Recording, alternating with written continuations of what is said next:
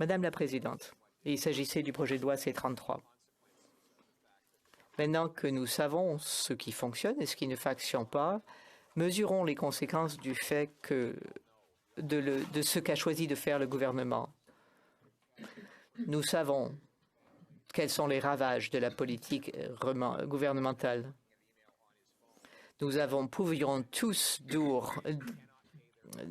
donner des exemples de gens qui ne sont pas en mesure de payer leurs factures.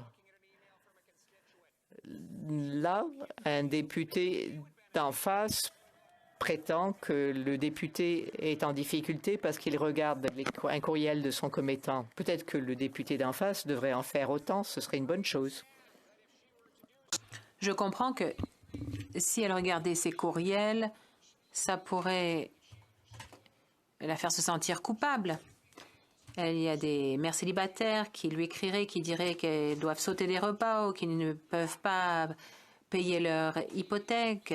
Ou bref, si elle prenait le temps de parler au jeune de 37 ans qui a travaillé toute sa vie et qui n'a toujours pas d'argent pour s'acheter une maison, ou si elle parlait à l'agriculteur qui souffre à cause des taux d'intérêt entraînés par ce gouvernement.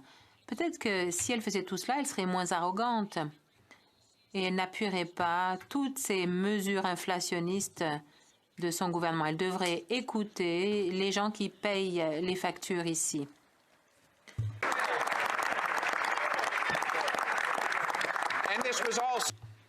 Et c'était prévisible. L'économiste nobeliste Milton Friedman a dit que l'inflation, c'est la taxation sans législation. En fait, c'est entraîné par une augmentation de l'argent injecté. Les banques centrales essayent toujours d'éviter ce genre d'erreur. Donc, chaque fois qu'il y a une menace de contraction de l'économie, ils essayent de stimuler l'économie en imprimant trop d'argent. Le résultat, eh bien, c'est les montagnes russes de l'inflation, avec les hauts et les bas qui n'en finissent plus. Les augmentations rapides dans la quantité d'argent, ça entraîne l'inflation. C'est ce qu'a dit le plus grand expert en la matière, Milton Friedman, ou Thomas Sowell, un des plus grands économistes aussi, qui a dit que on retire aux gens leur richesse. L'inflation est la taxe la plus universelle de toutes. La première leçon en économie, c'est la pénurie. Il n'y a jamais assez de choses pour satisfaire ceux qui en veulent. Donc la première erreur, c'est de faire fi de cette première leçon. Lorsque le gouvernement contrôle les politiques monétaires, on a toujours peur de l'inflation. Les gouvernements ont souvent été à la source de la dépréciation de leur monnaie. Il y a eu donc une perte de la valeur de volets métalliques, mais souvent c'est la faute des gouvernements qui émettent trop d'argent papier. Les activités des gouvernements cherchent à faciliter l'acquisition et ça empêche d'avoir un système monétaire fiable et stable. Frédéric Bastiat, français, qui a dit que l'argent ne sert qu'à faciliter la transmission des choses utiles d'une personne à une autre. Lorsque les législateurs se disent si les gens souffrent, c'est parce que il n'y a pas assez d'argent, donc nous devons en produire plus. Madame la Présidente, cette tactique qu'utilise le Premier ministre n'est pas nouvelle. Ça a été la tactique de tous les empereurs, de tous les rois, les présidents, les premiers ministres, les incompétents, les dirigeants qui n'avaient plus d'argent, l'argent des autres, et qui ont voulu créer plus d'argent. Henri VIII, qui a dépensé à tout vent, sans limite, qui a gâté tous les sujets de sa cour et qui a eu du mal à créer de l'argent. La livre britannique était en fait une livre d'argent. Et quand on n'avait plus d'argent, on ne pouvait plus créer d'argent. Donc on avait cette pièce en argent. Comment est-ce qu'on pouvait créer plus d'argent si on n'avait plus d'argent? Le métal, tout le métal avait été dépensé. Qu'est-ce qu'il a fait? Il avait une fonderie et il a fondu tout cet argent. Il a inséré un petit peu de cuivre à l'intérieur.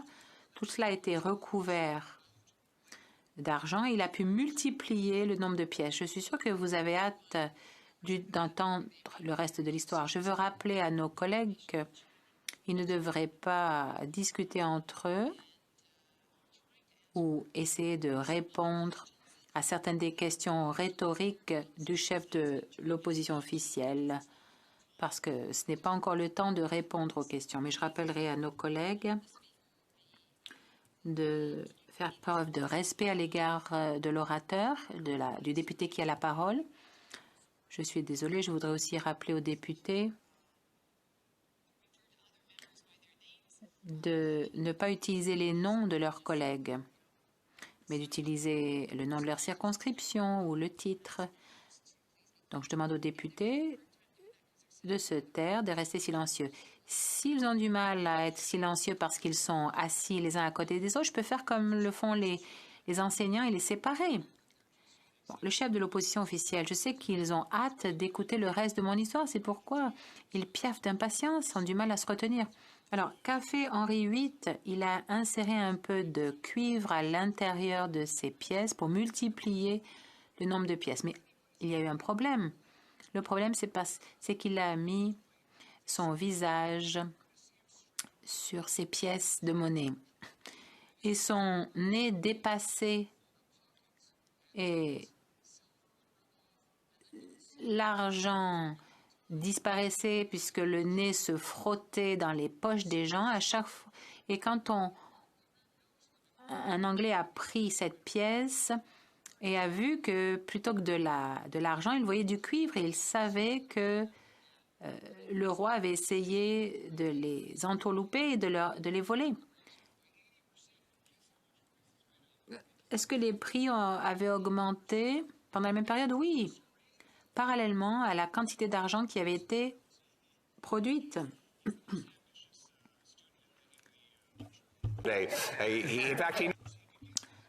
En fait, mon collègue, le leader du Parti conservateur à la Chambre, pourrait prononcer ce discours à ma place, puisqu'il en sait peut-être plus que moi sur le sujet.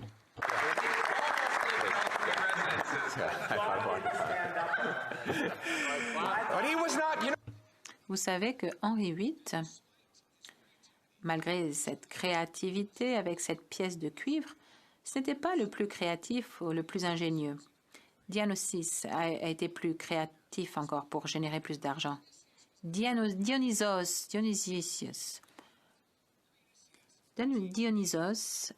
était un dirigeant grec sur l'île de la Sicile.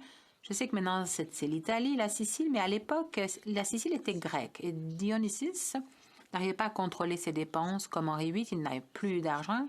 Il a envoyé ses hommes pour aller prendre tous les bijoux sur les statues des dieux et des déesses, en prétendant que c'était des dons des dieux et des déesses. Mais quand tout cela s'est tari, il a fallu qu'il fasse appel à d'autres tactiques. Alors, il a pris toutes les pièces qu'il avait recueillies, des drachmes, c'était la monnaie de l'époque, leur dollar. Chaque pièce correspondait à un drachme. Alors il s'est dit, j'ai une solution, pourquoi ne pas mettre 2 à la place du 1 et tout d'un coup on aura 2 fois plus de drachmes. Alors j'hésite un peu à raconter cette histoire au Premier ministre parce que ça risque peut-être, en tout cas je m'inquiète que ça lui donne des idées et qu'il transforme nos loonis en toonis et les toonis en tout cas, qu'il multiplie cet argent. Alors, s'il vous plaît, à mes collègues libéraux d'en face, ne racontez pas cette histoire au Premier ministre. Merci beaucoup. Alors, c'est une entente entre nous. Si vous nous écoutez, si vous m'écoutez, vous aussi gardez le secret. Ne racontez pas cette histoire au Premier ministre. On ne voudrait surtout pas lui donner d'idées. Le résultat, bien sûr, c'est que tous les travailleurs qui travaillaient donc sur cette île, dans cette île, ont vu leur pouvoir d'achat réduit de 50%. Ils avaient le même nombre de drachmes en poche, mais ce roi-là a finalement sabré dans les revenus des gens et il a pu jouir de cette nouvelle richesse, mais peu de temps, puisque l'inflation a fait fondre tout cela comme neige au soleil. C'était un peu comme de l'assouplissement quantitatif. C'est toujours les banquiers et les initiés qui peuvent toucher cet argent en premier et qui peuvent jouir de ces nouvelles richesses. La classe des travailleurs, elle, n'en profite pas. C'est pourquoi il faut, quand je serai Premier ministre, nous allons une fois pour toutes mettre fin à ces théories économiques qui n'ont jamais fonctionné et qui ne fonctionneront jamais.